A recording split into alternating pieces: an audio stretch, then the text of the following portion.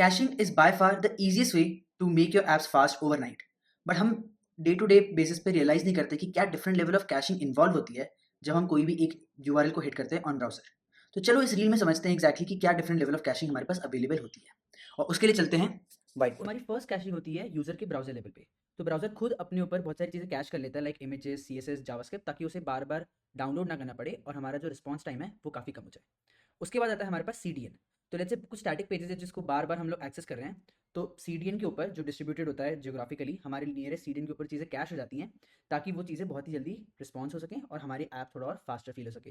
जैसे कि क्लाउडफेयर और भी बहुत सारे एप्लीकेशन है, जैसे वर्सल भी करता है हमारे फ्रंट एंड ऐप्स को। फिर एप्लीकेशन लेवल कैश। तो अगर हम जैसे नेक्स्ट जेस यूज़ कर रहे हैं, तो हर एप्लीकेशन, हर एक फ्रेमवर्क अपने ऊपर बहुत सारी चीज़ें कैश करता है, उसका खुद का मैकेनिज्म होता है। जैसे कि हमारे नेक्स्ट जेस के अंदर राउट्स की कैशिंग हो जाती है कि कौन से राउट पे कौन से कंपोनेंट्स दिखाने हैं, तो उससे भी हमारा ऐप बहुत ज़्यादा फास्ट होता है। डिस्ट्रीब्यूटेड इन मेमोरी कैश, जब हमारे पास सर्वर पर रिक्वेस्ट जाती है, तो हो सकता है कुछ एपीआई रिस्पॉन्सेज बार बार एक्सेस हो रहे हो, जिनको हम कैश कर सकते हो इन मेमोरी, ताकि हमारे हर एपीआई के अंदर वो कैलकुलेशन ना हो रही हो जब भी वो रिक्वेस्ट प्रोसेस हो रही थी। तो वो हो गई हमारी in memory cache, distributed in memory cache.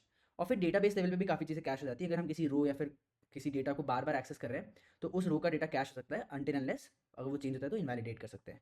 तो उसके भी इंटरनल मैकेनिज्म पे डिपेंड करता है कि माई एसक्यूएल, पोस्टग्रेल एसक्यूएल कैसे कैश करता है, बट डेटाबेस भी अपने लेवल पे बहुत सारी चीज़ें कैश करता है। So caching exist at every level, चाहे वो ब्राउजर हो, नेटवर्क हो, एप्लीकेशन हो, डेटाबेस हो, चाहे ओएस हो। बस ये होता है कि ईच लेवल पे speed versus consistency versus scope का ट्रेड ऑफ चलता रहता है। तो इसका मैंने क्लियर डॉग भी बनाया है अबाउट कैशिंग, और ये कॉन्सेप्ट भी समझाया है, स्पीड, कंसिस्टेंसी और scope. If you want that, just comment down caching and I will forward it to you.